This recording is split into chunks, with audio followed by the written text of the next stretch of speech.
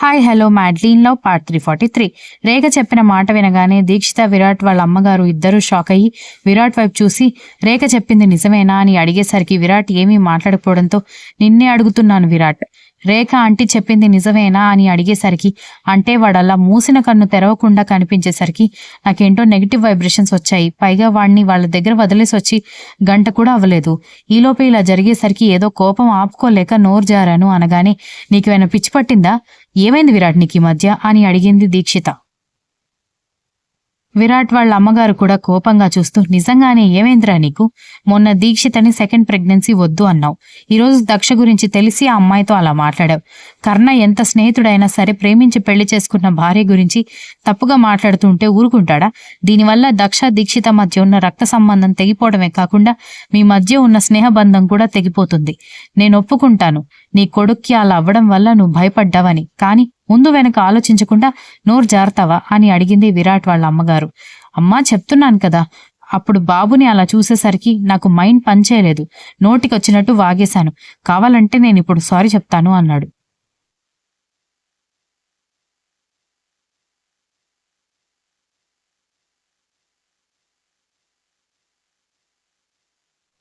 నువ్వు సారీ చెప్పగానే జరిగిన డ్యామేజ్ మళ్ళీ నార్మల్ అయిపోతుందని అనుకున్నావా? కర్ణగారు దక్ష ఎంత గాఢంగా ప్రేమించుకున్నారో నీకు తెలీదా? అంత ప్రేమించిన మనిషి తన వల్ల అతని జీవితం పాడైపోకూడదని వదిలేసి వెళ్ళిపోయిన పిచ్చిదే అది. అలాంటిది ఒక చిన్న పిల్లాడి విషయంలో అజాగ్రత్తగా ఉంటుందని ఎలా అనుకుంటున్నావు? ఒకవేళ దక్ష ఇంట్లోనే ప్రమాదం జరిగిందనుకో, ఎలా పడితే అలా మాట్లాడతావా? దక్ష మన బాబుని ఎంత ప్రేమిస్తుందో నీకు తెలీదా? కళ్ళలో కూడా వాడికి కీడు జరగాలని అనుకోదు. అలాంటి తను నిర్లక్ష్యంగా ఉంటుందని ఎలా అనుకున్నావు అని అడిగింది దీక్షిత. విరాట్ ఏమీ మాట్లాడకపోవడంతో నీకు ఈ మధ్య ఆలోచన లేకుండా పోతుంది, మూర్ఖంగా ప్రవర్తిస్తున్నావు అని కోపంగా అంటూ బాబు దగ్గరికి వెళ్లిపోయింది దీక్షిత.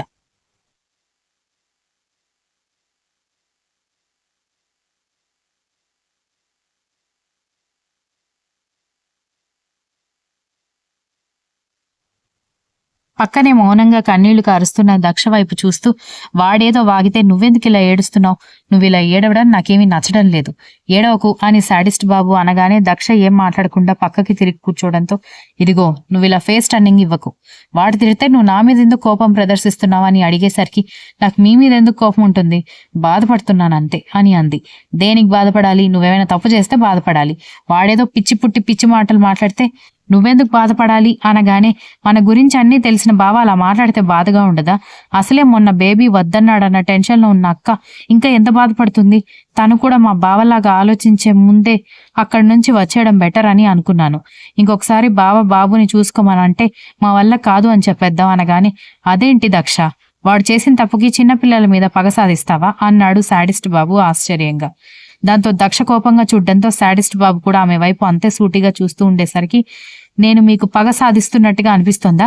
డాక్టర్ ఏం చెప్పారో విన్నారు కదా, అందులో నా తప్పు 100% అయినా ఉందా? అయినా కూడా బావ తప్పుగా అర్థం చేసుకున్నాడు అంటే తర్వాత ఇంకా ఏదైనా అనుకోని ప్రమాదం జరగొచ్చు. అప్పుడు నన్ను స్టేషన్కి పంపించినా ఆశ్చర్యం లేదు. నేను స్టేషన్కి వెళ్తానని బాధ కాదు, పసిపిల్లాడి విషయంలో నేను అలా ప్రవర్తిస్తానని బావ మాట్లాడడం నచ్చలేదు అని అంది.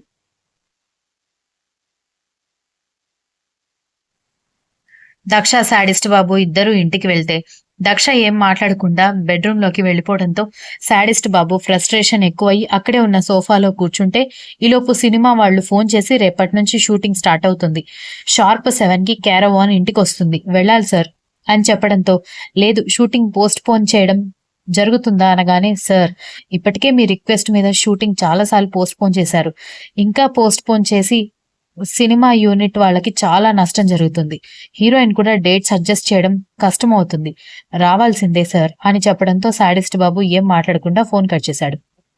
దీక్షిత విరాట్ వాళ్ళ అమ్మగారు బాబుని తీసుకుని ఇంటికి వెళ్ళాక వాడిని ఉయ్యాలలో పడుకోబెట్టి దీక్షిత దక్షకి ఫోన్ చేస్తుంటే గాఢ నిద్రలో ఉన్న దక్ష 2-3 సార్లు కాల్ లిఫ్ట్ చేయలేదు. కానీ అది ఆగకుండా మోగుతూనే ఉండేసరికి చెవి దగ్గర పెట్టుకుని హలో అని అనగానే దక్ష నేను అక్కని అనగానే ఒక్కసారిగా నిద్రమత్తు ఎగిరిపోయి నెంబర్ వైపు చూసి వెంటనే జరిగిందంతా జ్ఞాపకం రావడంతో టక్కున ఫోన్ కట్ చేసింది దక్ష. దాంతో దీక్షిత ఆశ్చర్యపోయి ఇదేంటి ఫోన్ కట్ చేసింది, ఒకవేళ లైన్ కట్ అయిందేమో అనుకుంటూ మళ్ళీ మళ్ళీ కాల్ చేస్తున్నా కూడా ఫోన్ లిఫ్ట్ చేయకపోగా 5-6 సార్లు చేసిన తర్వాత 7వసారి స్విచ్ ఆఫ్ రావడంతో దక్ష కావాలని ఫోన్ లిఫ్ట్ చేయడం లేదని క్లారిటీ వచ్చింది దీక్షితకి. అప్పటికే ఫోన్ రింగ్ అవుతున్న సౌండ్ కి చాలా సార్లు వినడంతో నిద్రపోయిందేమో ఫోన్ లిఫ్ట్ చేద్దామని వచ్చిన సాడిస్ట్ బాబు ఫోన్ స్విచ్ ఆఫ్ చేస్తున్న దక్ష వైపు చూసి ఎవరు ఫోన్ చేస్తున్నారు అన్నాడు. అక్క ఫోన్ చేస్తోందని చెప్పడంతో పిచ్చి పిచ్చిగా వాగింది వాడు కదా, మరి మీ అక్కని ఎందుకు అవాయిడ్ చేస్తున్నావు, నీకు ఈ అలవాటు మార్చుకోమని చాలా సార్లు చెప్పాను. ఆ జాను ఏదో చేసిందని నా గురించి ఆలోచించకుండా నన్ను వదిలేసి వెళ్ళిపోయావు. ఇప్పుడు వాడేదో వాగాడని దీక్షితను అవాయిడ్ చేస్తున్నావు. వాడి పెళ్ళమైనంత మాత్రాన దీక్షిత నీకు అక్క కాకుండా పోతుందా అనగానే నాకు అక్క కాకుండా అలాగే వాడికి తల్లి కూడా కాకుండా పోదు కదా కన్నా. తండ్రి అయిన బావ అంత సీరియస్ గా రియాక్ట్ అయితే అక్క ఏం ఆలోచిస్తుందో తెలీదు. నేనిక వాళ్లతో మాట్లాడాలని అనుకోవడం లేదు కన్నా అని ఫ్రెష్ అవడానికి వెళ్ళిపోయింది.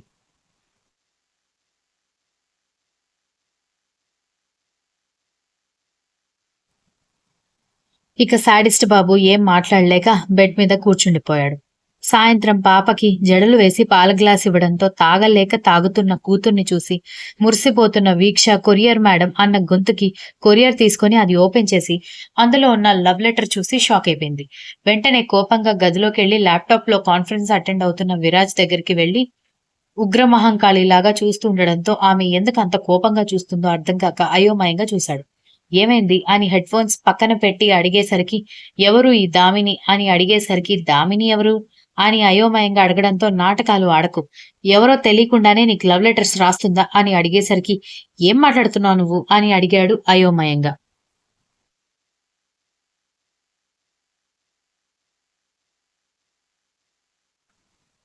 నీ పేరుతో లవ్ లెటర్ వచ్చింది, నాకేమైనా పిచ్చి అనుకుంటున్నావా వేరే వాళ్ళకి వచ్చిన లవ్ లెటర్ తీసుకొని నిన్ను అనుమానించడానికి అంది.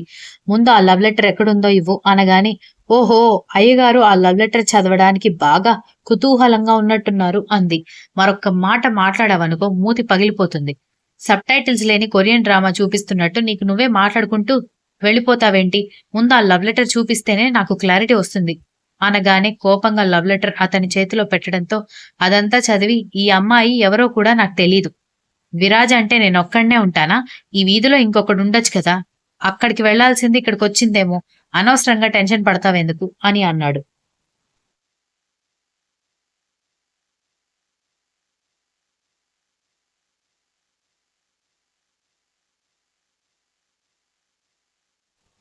అంతే అంటావా అని అడిగేసరికి మరింకేంటి, పెళ్ళై ఒక పాప ఉన్నవాడిని ఎవరు ప్రేమించరు అనగాని ఎందుకు ప్రేమించరు బాబు, తమరికి ఏమైంత వయసు అయిపోయింది, పైగా చూడ్డానికి యాపిల్ పండులాగా ఉంటారు కదా అనగాని నవ్వుతూ ఆమె చేపట్టుకుని లాగి నీకు నేను యాపిల్ పండులాగా అనిపిస్తే అందరికీ అలాగే అనిపించాలా రాక్షసి అంటూ ఆమెని హక్ చేసుకున్నాడు.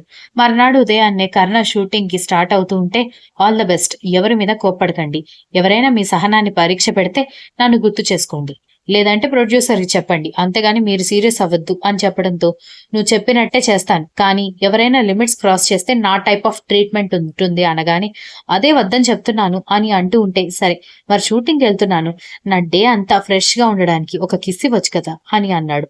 అబ్బో అయ్యగారు అసలు కిస్సే పెట్టుకున్నట్టు అని వెటకారంగా అనగానే ఆమె ఆ ఉద్దేశం అర్థమై నవ్వుకుంటూ అతనే టక్కున ముద్దు పెట్టి ఫోన్ చేస్తాను, ఫోన్ దగ్గరే పెట్టుకో అన్నాడు.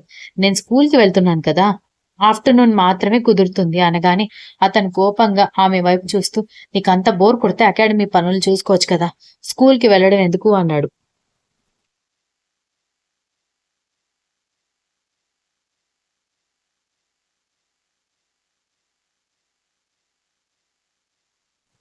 అకాడమీ పనులు మీరు చూసుకుంటేనే బాగుంటుంది, నేనేదైనా పొరపాటు చేసి మీ పేరుకి చెడ్డ పేరు తెస్తే నన్ను నేను లైఫ్ లాంగ్ క్షమించుకోలేను, కాబట్టి నేను అకాడమీకి వెళ్ళను అనగానే మొండి రాక్షసి, నేనే అనుకుంటే నా అమ్మమ్మలాగా తయారయ్యావని తిట్టుకుంటూ వెళ్ళిపోవడంతో నవ్వుకుంది దక్ష.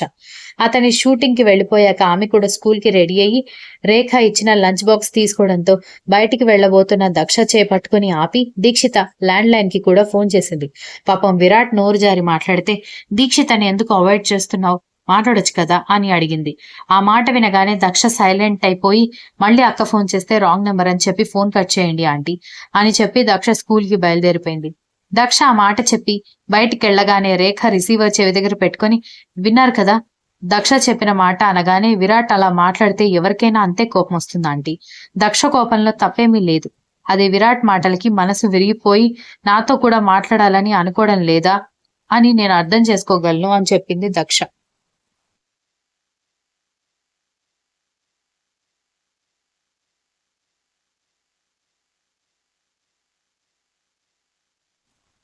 రేఖ దీక్షిత మాటలు వింటూ ఏదైనా గాని విరాట్ సార్ అలా తొందరపడి నోరు జారడం మాత్రం కరెక్ట్ కాదు దీక్షిత. అందరికంటే దక్ష జాగ్రత్తగా చూసుకుంటుందనే కదా మీరు హాస్పిటల్ కి వెళ్తూ బాబుని ఇక్కడ వదిలేసి వెళ్ళింది. అంత నమ్మకంగా వదిలేసిన వాళ్ళు ఎలా అనుమానిస్తారు అనగానే విరాట్ మైండ్ ఈ మధ్య బాగుండడం లేదా ఆంటీ. అకాడమీలో ఏదో ప్రాబ్లం ఉన్నట్టుంది, అందుకే అలా ప్రవర్తిస్తున్నాడు అని చెప్పి దీక్షిత ఫోన్ కట్ చేయడంతో ప్రాబ్లం అకాడమీలో కాదు మీ కన్న బిడ్డలో అని అనుకుంటూ ఫోన్ పక్కన పెట్టేసింది రేఖ. వాళ్ళకి ఇష్టమైన టీచర్ మళ్ళీ స్కూల్ కి రావడంతో పిల్లలందరూ తెగ హుషారుగా క్లాసెస్ చెప్పేసి మధ్యాహ్నం కర్ణబాబుకి ఫోన్ చేయాలనుకుని ఫోన్ సైలెంట్ లో పెట్టి హ్యాండ్ బ్యాగ్ లో పెట్టేసి క్లాస్ రూమ్ కి వచ్చింది. ఇక కర్ణ కూడా షూటింగ్ కి వెళ్లడంతో అకాడమీ నుంచి మేనేజర్ వాళ్ళు ఫోన్ చేస్తుంటే కొన్ని రోజులు నేను షూటింగ్ లో ఉంటాను, ఈ లోపు అకాడమీ పనులు మొత్తం చూసుకోవాల్సింది మీరే, టోర్నమెంట్ రోజు మాత్రం నేను మిస్ చేయకుండా వస్తాను అనగానే సరే సార్ మేము చూసుకుంటామని మేనేజర్ వాళ్ళు ఫోన్ కట్ చేశారు.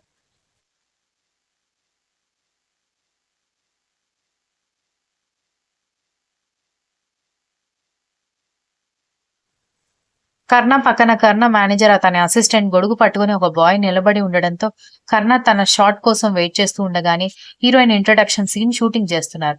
కానీ హీరోయిన్ దృష్టి మొత్తం దూరంగా కూర్చున్న కర్ణ మీద పడేసరికి ఉన్నాడ్రా బాబు, మ్యాగజైన్స్ లో ఫొటోస్ లో చూసి ఏమో అనుకున్నాను కానీ డైరెక్ట్ గా ఇంకా బాగున్నాడు అని అనుకుంటూ ఉండగానే తారా అని డైరెక్టర్ అరవడంతో ఉలిక్కిపడి అతని వైపు చూడడంతో దృష్టి నీ పని మీద పెట్టు, 2-3 సినిమాలు చేసి పాన్ ఇండియా హీరోయిన్ అవ్వగానే నువ్వెలా యాక్టింగ్ చేసినా యాక్సెప్ట్ చేస్తానని అనుకోకు, నాకు పర్ఫెక్షన్ ఇంపార్టెంట్ అన్నాడు. సారీ సార్ కొంచెం చూపు డైవర్ట్ అయింది అనగానే కట్ కట్ అని చెప్పి మళ్ళీ ఆ సీన్ తీస్తూ ఉంటే ఈసారి ప్రాపర్ గా తీయడంతో కట్ బాగా వచ్చింది, నువ్వు వెళ్ళి కొద్దిసేపు రెస్ట్ తీసుకో, మళ్ళీ దేనికి పిలుస్తాం అని చెప్పి మిస్టర్ కర్ణ ఇప్పుడు మీ సీన్ అని చెప్పాడు డైరెక్టర్. దాంతో కర్ణకి టచ్అప్ చేసి అతని సీన్ షూట్ చేశారు. అలా ఆ రోజు హీరో హీరోయిన్ కలిసి కంబైన్డ్ గా సీన్స్ లేకపోవడంతో దూరం నుంచి చూసి తృప్తి పడ్డమే గాని దగ్గరికి వెళ్లే అవకాశం దొరకలేదు హీరోయిన్ గారికి. షూటింగ్ అయిపోయింది, నెక్స్ట్ డే 10 గంటలకి రావాలని చెప్పడంతో కర్ణ తన కారులో బయలుదేరబోతూ ఉంటే సార్ ఒక్క నిమిషం అని హీరోయిన్ పరిగెత్తుకు రావడంతో సార్ హీరోయిన్ పిలుస్తున్నారు అని మేనేజర్ చెప్పడంతో తల తిప్పి చూడగానే హీరోయిన్ దగ్గరికి వస్తూ కనిపించడంతో నేను మీకు చాలా పెద్ద ఫ్యాన్, మీతో కలిసి హీరోయిన్ గా యాక్టింగ్ చేయడం నాకు చాలా నచ్చింది అనగానే కర్ణగా చిన్నగా తలాడించి ఊరుకోవడంతో ఒక ఫోటో తీసుకుందామా ప్లీజ్ అనగానే ఓకే క్యారీ ఆన్ అనగానే తన మొబైల్ బయటకు తీసి తన అసిస్టెంట్ కి ఇచ్చి ఇద్దరిని ఫోటో తీయమని చెప్పి అతని చేతిని పట్టుకోబోతూ ఉంటే అతను చేతిని దూరంగా తీసుకున్నాడు. Continuous. If you like the story please like, share, comment and don't forget to subscribe.